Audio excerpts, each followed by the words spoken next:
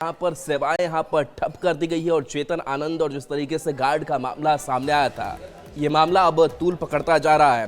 डॉक्टरों ने हड़ताल का ऐलान कर दिया है। एम्स में सभी सेवाएं पूरी तरह से ठप है। अस्पताल छोड़ सड़क पर डॉक्टर उतर आए हैं। एमएलए चेतन आनंद ने मामले ने तूल पकड़ा है। मारपीट के बाद अब डॉक्टर गुस्से में हैं। चेतन आनंद के खिलाफ कार्रवाई की मांगे कर रहे हैं। एमएलए चेतन आनंद का प्रकरण एम्स में जो हुए डॉक्टरों के साथ दुर्व्यवहार और गार्ड के साथ मारपीट का जो मामला सामने आया और चेतन आनंद के साथ मारपीट का जो मामला सामने आया, उसको लेकर के ये विरोध प्रदर्शन है। जो एम्स के आरडीए के डॉक्टर है सारे जो है हड़ताल कर दिए हैं और अब मांग कर रहे हैं सुरक्षा की, साथ ही जो डॉक्टर से उनका जो है सुरक्षा हो लिए जो है मांग किया जा रहा है। और ये लगातार जो है एम्स के अंदर जो है जितने भी जो डॉक्टर्स हैं, रेजिडेंट डॉक्टर हैं, वो यहाँ विरोध में उतर आए हैं और इनका कहना है कि हमें न्याय चाहिए और हमें सुरक्षा चाहिए और साथ ही जो है जो विधायक है वो माफी मांगे। क्या मांग है? हम लोग का मांग यही है कि इंस्टीट्यूशन के द्वारा एफआईआर की जाए, माफी मांगो, और दूसरा उसके एक्शन लिया जाए। जल्दी इतना देरी नहीं करना चाहिए। दूसरा हमारा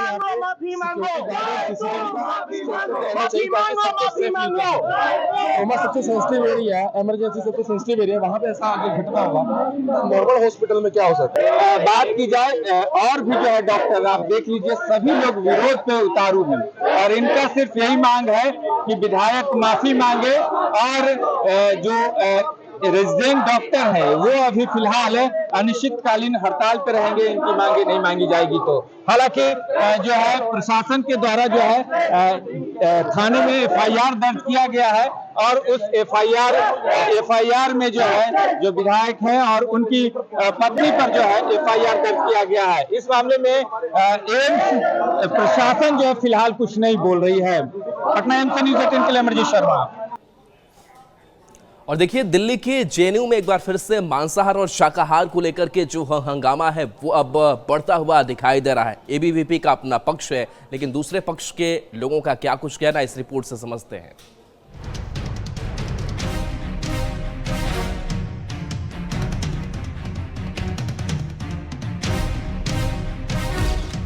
दिल्ली की जवाहरलाल नेहरू यूनिवर्सिटी में खाने पर संग्राम।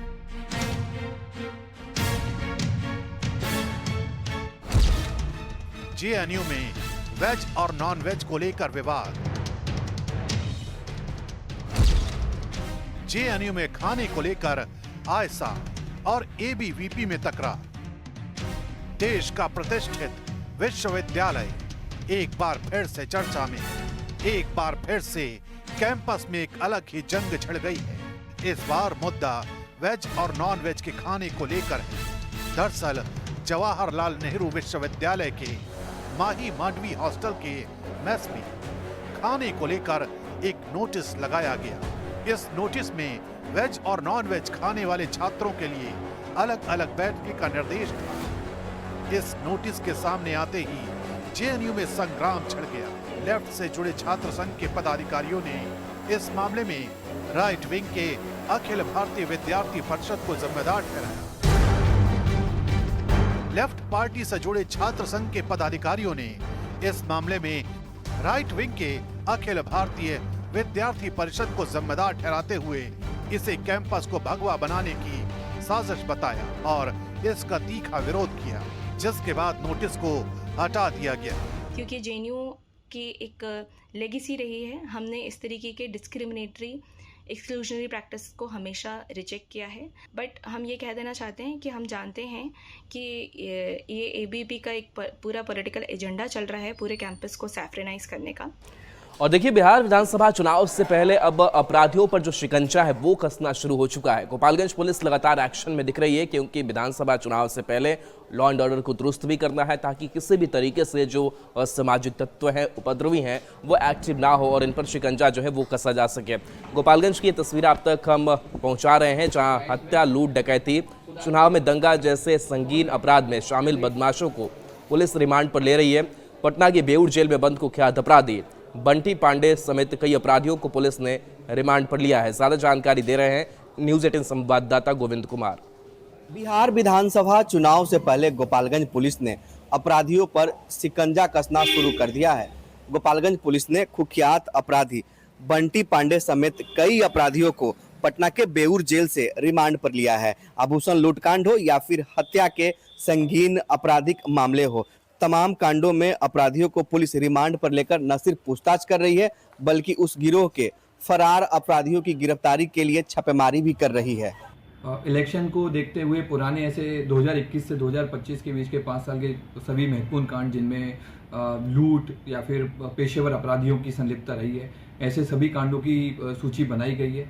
जितने अपराधी जेल से बाहर हैं उन सभी का लगातार हम लोग के द्वारा सत्यापन किया जा रहा है और जो अपराधी जेल में हैं उनके बारे में भी हम लोग के द्वारा आसूचना संकलन किया जा रहा है ताकि इलेक्शन और आने वाले समय में हम लोग गोपालगंज जिले में शांति बनाए रख सकें। गोपालगंज के एसपी अवधेश दीक्षित ने कहा है कि 2021 से लेकर 2025 तक पेशेवर अपराधियों की सूची बनाई गई है और इन सभी अपराधियों को डिटेन किया जा रहा है, साथ ही पूछताछ की जा रही है। इसके अलावा इस गिरोह में शामिल अन्य अपराधियों की तलाश में पुलिस टीम और गोपालगंज पुलिस की एसआईटी के अलावा एसटीएफ लगातार छापेमारी भी कर रही है।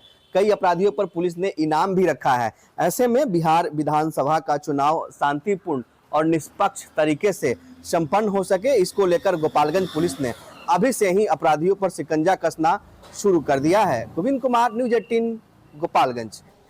बिहार के सभी घरेलू उपभोक्ताओं को आज से अब 125 यूनिट बिजली फ्री मिलने शुरू हो चुकी है, जिसकी घोषणा की गई थी और आज से ये लागू हो चुकी है क्योंकि आज 1 अगस्त की तारीख है। और ऐसे में पूर्णिया के अगर लोगों की बात करें तो लोगों में काफी उत्साह है। लोगों से बातचीत हमारे संवाददाता ने की है। मुख्यमंत्री नीतीश कुमार को भी लोगों ने धन्यवाद दिया है।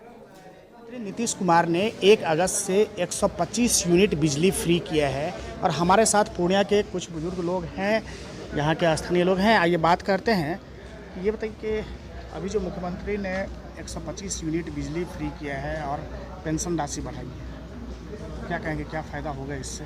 इससे आम पब्लिक को करीब 90% फायदा है और प्रधानमंत्री सीएम साहब को धन्यवाद। और ये जो आम पब्लिक के लिए, वृद्ध जनों के लिए 1100 पेंशन दिया गया है, बहुत सराहनीय है, अच्छी बात है। उसके अलावा पेंशन राशि भी पेंशन है हमारे यहाँ विकलांग है, पहले 400 मिलती तभी 1100 हुआ है। मिला जी मिला।